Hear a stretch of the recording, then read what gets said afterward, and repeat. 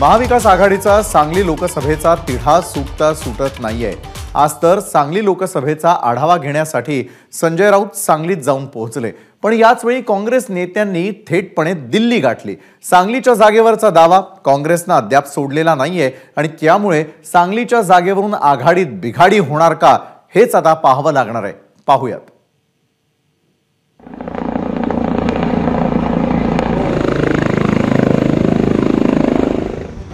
संजय राऊत सांगली लोकसभा मतदारसंघाच्या दौऱ्यावर आहेत। चंद्रहार पाटलांच्या प्रचारासाठी राऊतांनी गाठी भेटींचा धडाका लावलाय, तरीही काँग्रेसने सांगलीच्या जागेवरचा दावा मात्र सोडला नाहीये। चंद्रहार पाटील यांच्या उमेदवारीला स्थानिक काँग्रेस कार्यकर्ते आणि पदाधिकाऱ्यांचा विरोध आहे। कडेगाव पलूसचे काँग्रेस आमदार विश्वजित कदम यांचाही चंद्रहार पाटील यांच्या उमेदवारीवर आक्षेप आहे। सांगलीची जागा काँग्रेसची असल्याने विशाल पाटील यांनाच उमेदवारी मिळावी अशी काँग्रेस नेत्यांची मागणी आहे। संजय राऊत यांच्या सांगली दौऱ्यातही काँग्रेसच्या नेत्यांनी पाठ फिरवली आहे। संजय राऊत सांगलीत असताना विश्वजित कदम पुण्यात, विशाल पाटील मुंबईत, तर काँग्रेसचे जिल्हाध्यक्ष विक्रम सावंत हे जतमध्ये होते। त्यामुळे सांगलीच्या जागेवरून महाविकास आघाडीत असलेला विसंवाद प्रकर्षाने समोर येतोय।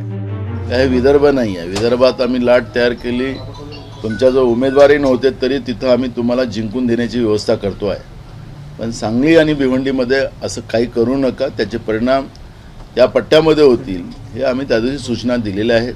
पण आज भिवंडीमध्येही शरद पवार साहेबांनी उमेदवार जाहीर केला, सांगलीमध्ये त्यांनी उमेदवार जाहीर केला, हे आघाडीचा धर्म नाही एवढंच आम्ही म्हणू।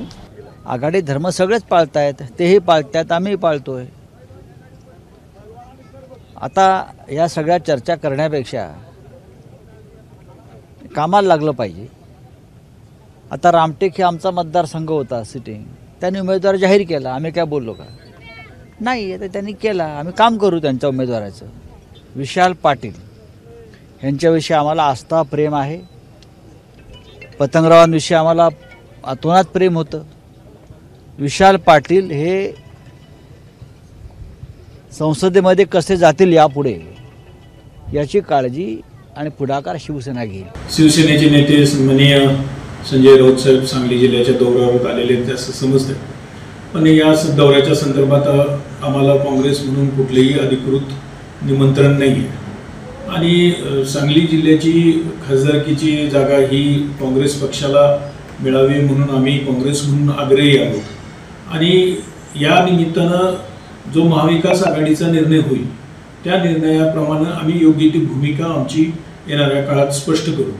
आम्हाला खात्री आहे की एकदा उद्धव ठाकरेंनी शब्द दिला की दिल्लीच्या वरिष्ठ काँग्रेसच्या आणि राष्ट्रवादीच्या नेत्यांशी चर्चा करूनच दिलेला शब्द असतो, त्यात बदल होत नसतो। परंतु काँग्रेसचे नेते अजून सुद्धा नाराज आहेत, ते आम्हाला दिसतंय। परंतु मला खात्री आहे की आदरणीय संजय राऊत असतील किंवा पक्षाचे वरिष्ठ नेते साहेब असतील, त्यांची नाराजगी दूर करतील आणि ते अधिकृत आमच्या महाविकास आघाडीच्या उमेदवाराच्या प्रचारामध्ये आमच्याबरोबर सामील होतील। काँग्रेस नेत्यांची नाराजी दूर करण्यासाठी विशाल पाटील यांना राज्यसभेवर पाठवण्याचा प्रस्ताव सुद्धा काँग्रेसला देण्यात आल्याची माहिती आहे। विशाल पाटील यांनी सांगलीतून निवडणूक लढवली तर त्यांना महाविकास आघाडी पूर्ण पाठिंबा देणार असल्याची ही चर्चा है। सांगली का विषय अभी तक नहीं छूटा है, क्या वो तो हो जाएगा, आज पूरा हो जाएगा। देखते हैं।